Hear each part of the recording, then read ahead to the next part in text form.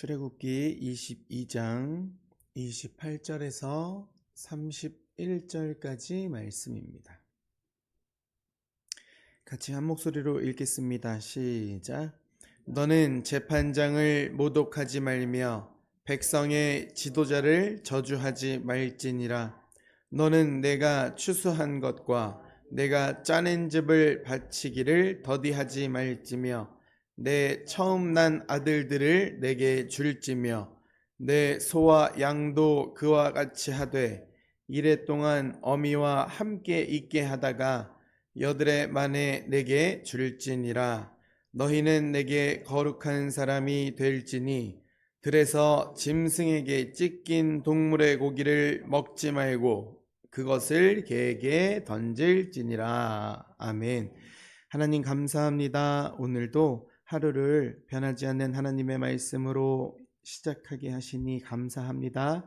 이 말씀 끝까지 나를 떠나지 않게 하시고 이 말씀 가운데 순종하는 우리가 되게 하여 주옵소서. 예수님 이름으로 기도합니다. 아멘. 어제 시간에는 하나님께서 이방 나그네와 과부와 고아와 가난한 사람의 부르짖음을 들으신다라는 말씀을 나눴습니다.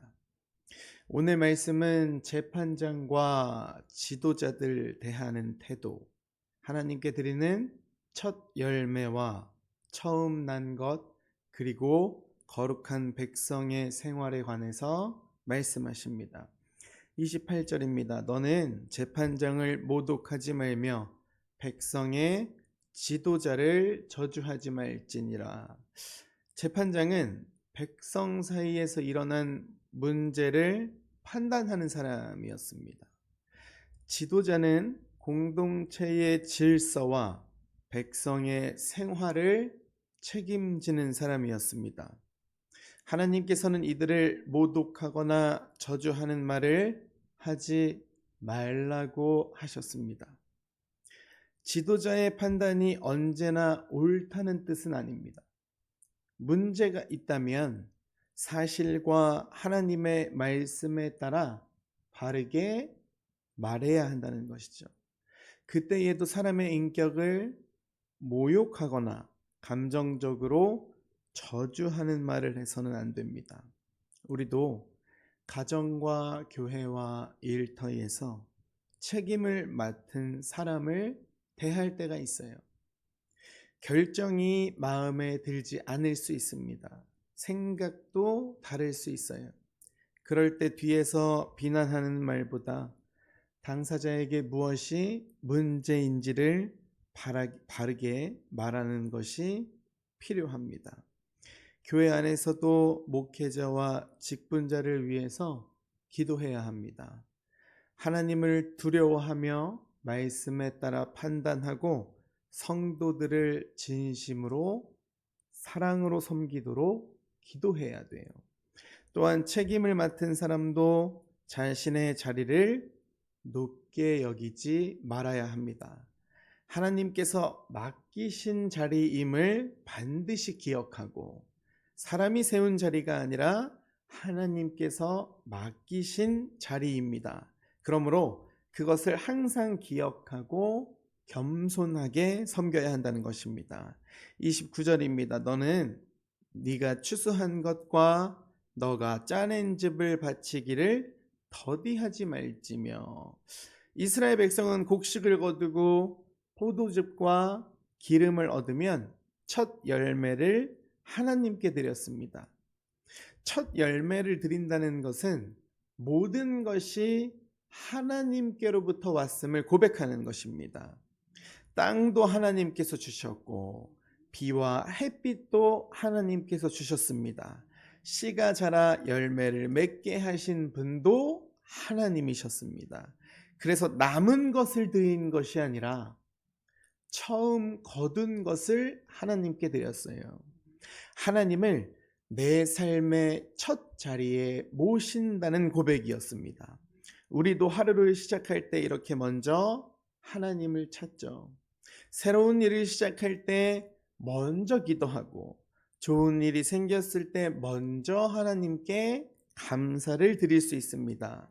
헌금도 하나님께 받은 은혜를 기억하며 드리는 것입니다.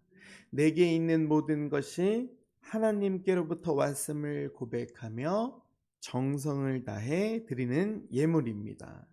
29절 뒤에는 이렇게 말씀합니다. 너의 처음 난 아들들을 내게 줄지며. 처음 난 아들은 하나님께 속한 생명으로 구별됐습니다. 이스라엘 백성이 애굽에서 나올 때에 하나님께서는 유월절 어린 양의 피를 보시고 이스라엘의 장자들을 살려주셨어요. 그러므로 처음 난 아들은 속전을 들여서 하나님께 속한 생명임을 고백했습니다. 하나님께서 살려주셨고 하나님께서 맡겨주신 자녀라는 뜻입니다. 우리의 자녀도 하나님께서 맡겨주신 생명입니다. 부모의 바람만 이루도록 키우는 것이 아니라 하나님의 말씀을 배우고 믿음으로 살아가도록 가르쳐야 한다는 것이죠.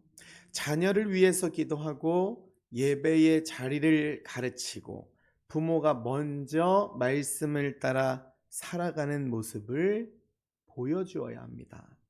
30절입니다. 너의 소와 양도 그와 같이 하되 이래 동안 어미와 함께 있게 하다가 여드레 만에 내게 줄지니라.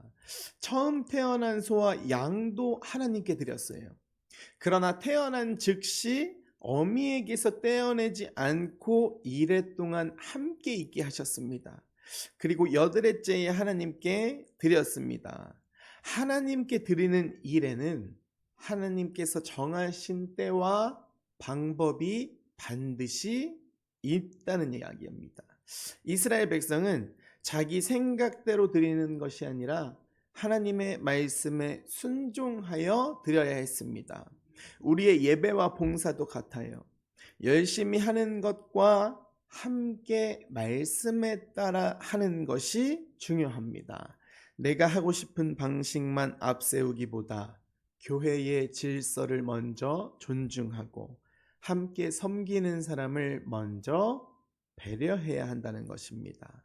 하나님께 드리는 일은 하나님께서 기뻐 받으시는 방법으로 해야 합니다.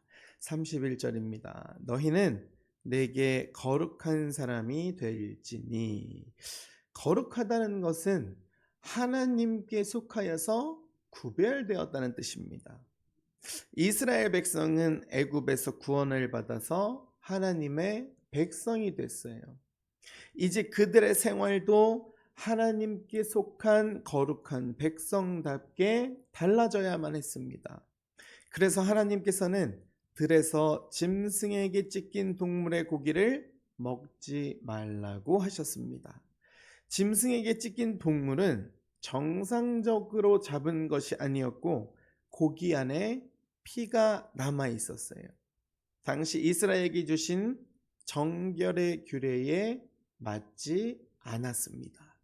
먹는 일처럼 평범한 생활에서도 자신들이 하나님께 속한 백성임을 기억하게 하신 것입니다. 예수 그리스도께서 오셔서 이 율법을 완성하셨습니다.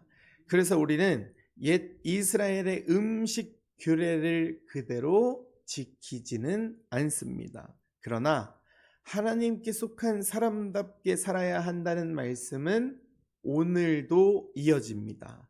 거룩함은 예배 시간에만 나타나는 모습이 아닙니다. 가정에서 어떤 말을 하는지, 혼자 있을 때 무엇을 보는지, 돈을 어떻게 사용하는지, 다른 사람을 어떻게 대하는지에 우리의 믿음이 드러나게 되어 있습니다. 오늘 말씀 앞에서 우리의 삶을 돌아봅시다.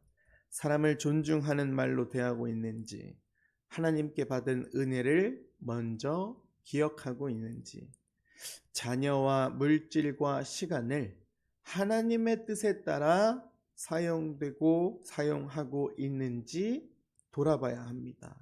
거룩한 삶은 예수 그리스도의 은혜에서부터 시작됩니다. 예수님께서 우리의 죄를 지시고 십자가에 달리셨습니다. 십자가에서 흘리신 보혈로 우리의 모든 죄를 깨끗하게 씻어주셨습니다. 예수님의 피가 우리를 하나님께 속한 사람으로 삼아주신 것입니다. 우리는 십자가의 은혜로 구원받았습니다. 이제 그 은혜에 감사하여 우리의 말과 우리의 물질과 가정과 일상의 생활들을 하나님께 드리며 살아가는 것입니다. 사랑하는 성도 여러분, 예수님의 십자가와 보혈의 은혜로 하나님께 속한 사람이 되었음을 기억하며 오늘의 말과 행동과 생활 속에서 거룩함을 나타내는 우리 모두가 되기를 주님의 이름으로 축복드립니다.